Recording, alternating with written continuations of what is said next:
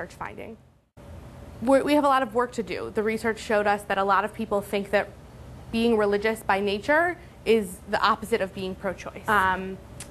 It's not surprising. Our constituency is split on abortion, specifically leaning pro-choice, which I think shows that there's some good hope there. And I mentioned before, we really are seeing reproductive decision-making as a personal decision and maybe not one that is necessarily going to be influenced by all other sort of legislation, legal institutions, and that it also plays to religious institutions. These three findings here are not surprising to us. We've actually seen this same trend in other research. The implications of the research are helpful for us as we sort of embark on our messaging journey today. This is the place where we'll need to really learn how to say these things in our own words. The acceptance within a faith community of pro-choice beliefs, I think that's something that you and I about, and it's something that the SYRF program strives to do, but it's something that our generation is working it feels very strongly that we need to work to accomplish. These issues are not things that people sort of are sitting in religious institutions hearing every day, and I think that in this finding we're almost being asked to raise this issue and almost embrace it in a religious setting. So here are some other findings from the research that helped Becky and I compile the messages that we're going to be speaking about in the future slides. Themes of personal decision making. So as opposed to talking about these sort of broad sweeping laws and things like that, I think if we bring it back to the idea of personal decision making, that was something that resonated well. Our generation sees abortion, reproductive choice as a political issue. We all were alive after Roe v. Wade was decided. We've never been alive when abortion was illegal. Being a political issue is kind of the only way that we know it. And the last thing, the last fact here, I think, brings a little bit of hope to the work that we're doing, is also scary. People see this as an issue that's sort of a wedge issue. We hear that a lot in political reporting. People that are our age see this as something that is a right that's sort of teetering. Something that may be helpful to know about research implications. You know, in terms of communicating, we use research both for the qualitative and the quantitative sort of assessment that we can do. So qualitatively, we can look at the language that Emily was just talking about in the previous slides and kind of gather sort of the way people's minds are shaped around these issues. And then quantitatively, we can look at it and sort of suggest, like, okay, the momentum is going this way or going that way. Like in the case of, 16 to 30-year-olds are kind of split, but leaning pro-choice. So there's some room there, they're especially in this time in their life when, you're really exploring things and kind of looking at what you grew up with and kind of figuring out for yourself what you want to hold on to from that, and what with education as you're developing, you can form your own opinions. That's a real time to look at this research and kind of say, okay, if I enter it from this way, then maybe these folks it'll help them to understand or help them to relate to their own experiences. So when you look at the research in more depth, that's the way you want to be thinking about implications.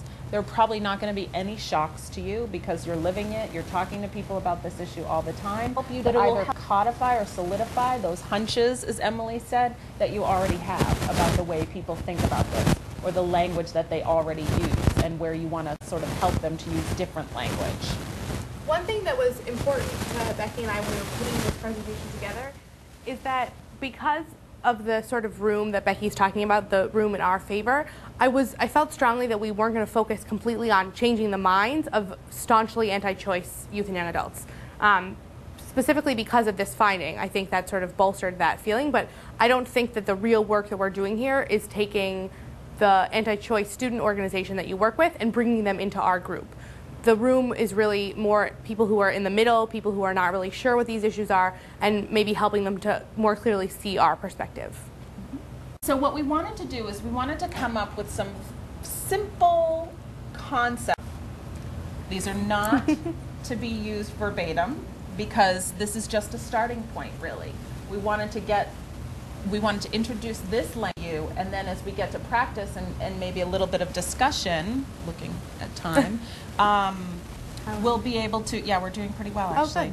we'll be able to discuss and sort of think, you can kind of try this language on and see if it works for you. But the essence of what is conveyed in this message is the important thing. So in the first one, most major faith traditions agree that a person can be both pro-choice and religious.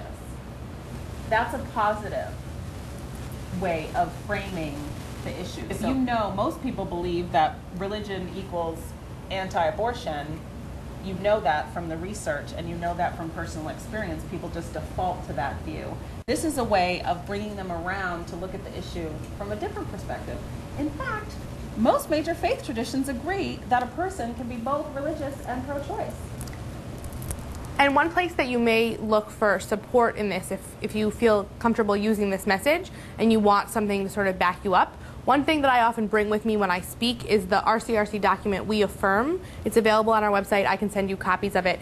This is not something that I'm suggesting you read or quote from. It's definitely like a research, it's a document, it's a theological document, but sometimes it's helpful to have it with you, and if there's a specific faith tradition and you're looking for language from that, you may point that out to someone that you're speaking with.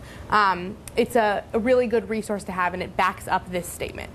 So even when I've been talking to friends about the work that I do, and I say, oh, I'm doing some work with the Religious Coalition for Reproductive Choice, and the first look I get is that quizzical, like, huh? Like, what would that group be? And I'm like, well, actually, most major faith traditions are pro-choice. It kind of goes with the whole separation of church and state thing that we hold up pretty dear in the in the Constitution.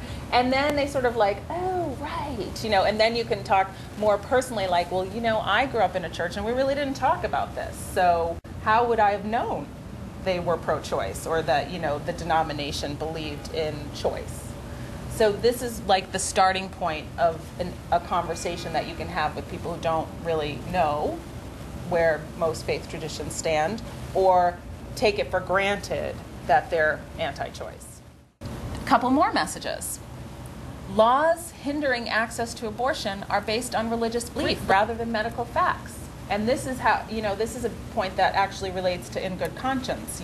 A lot of beliefs are imposed upon us by the legislator and the judicial system now. So we want to really point out that the medical facts are what should support legislation, and belief can inform a person's decisions, but shouldn't necessarily inform a particular law. So make room for more beliefs in the law so that people can express their own moral and ethical beliefs. This is a message that I find most useful when I'm speaking to a wide variety of people. So if you have a campus group or a setting where there's really a diverse audience, I find that this message resonates well with people that see themselves as pro-choice activists, people who see themselves as sort of general progressive activists, and people who don't feel that they're an activist at all. As Becky mentioned, that separation of church and state value is something that Americans hold near and dear, and as soon as you start speaking about that and draw that connection, I think people are really able to see these clear connections between a pro-choice faith voice and the work that we're doing. Right. And connecting it to church and state and religious liberty is sometimes helpful by using an example. Yesterday when we were talking about in good conscience with another group, one woman said, well, gosh, I would hate to force someone who is Jehovah's Witness to have a blood transfusion. So we kind of take for granted that, the Christian Protestant ethic at play in a lot of our systems tends to dominate or not be inclusive of other beliefs. So it's important to remind people that there are certain things that are already kind of predetermined for you before you get in the situation where you need to make a choice. So we want to help kind of have a consciousness raising of sorts for people about that, because most people do understand the concept of church and state. They just don't fully flesh out how that may not be working in some cases. And depending on who you're talking to, you can even illustrate an example within the issue that we're working on. If your faith tradition, my faith tradition, I can speak from my personal experience, is one that has some pretty strong language commanding the termination of a pregnancy. When I use that as in some situations, and when I use that as an example, people are sometimes then able to make that connection. Just something else that I sort of keep in my bag of messaging tricks that you might find useful. Right, and so we're gonna, as Emily just did, we're gonna practice that today, figuring out to make this relate to not only you, but to your audience. And in terms of that last kind of big concept, this would sort of be the policy concept. So while we may have different opinions on legalized abortion, we can agree on other policies that help to decrease the